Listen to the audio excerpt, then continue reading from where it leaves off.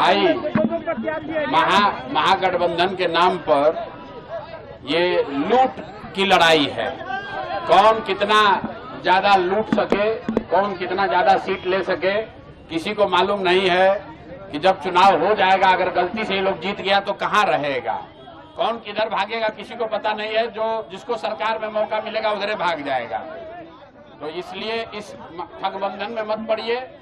मैं पहले से कह रहा हूं कि जो राजद के लोग हैं, राजद के जो लोग हैं वो बड़ा बड़ा वादा कर रहा है।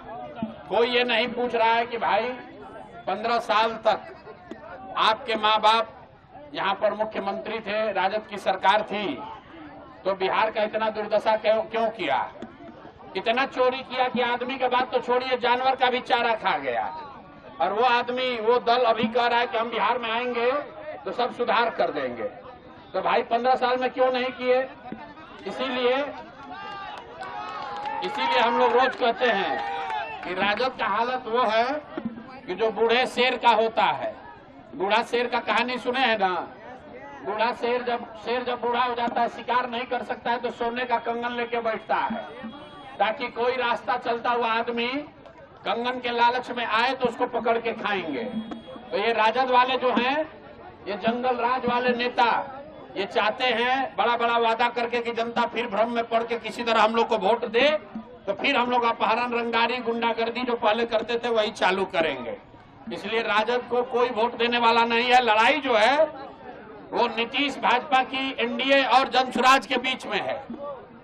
नीतीश भाजपा के भ्रष्टाचार से, इनके नीतियों से जो बिहार के लोगों का नुकसान हुआ है, बिहार के बच्चे जो बाहर जाकर 10-12 हजार रुपए में मजदूरी करने के लिए मजबूर है, उसको बदलने के लिए हर हालत में नीतीश और भाजपा एनडीए को हराइए, नई व्यवस्था जनसुराज की बनाइए, तभी आपके बच्चों के लिए पढ़ाई रोजगार होगा।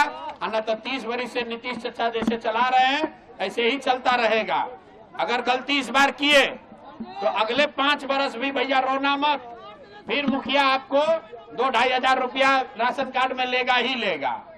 इंदिरा आवास बनाने में 20,000 घूस लगबे करेगा। बिजली का बिल गलत आएगा ही, नकली शराब बिकेगा ही बिकेगा। और आपका बाल बच्चा यहाँ से जाकर गुजरात में, तमिलनाडु में जाकर मजदूरी करेगा। अगर ये स्थिति बदलना है तो नीतीश भाजपा को हटाइए, नई व्यवस्था बनाइए।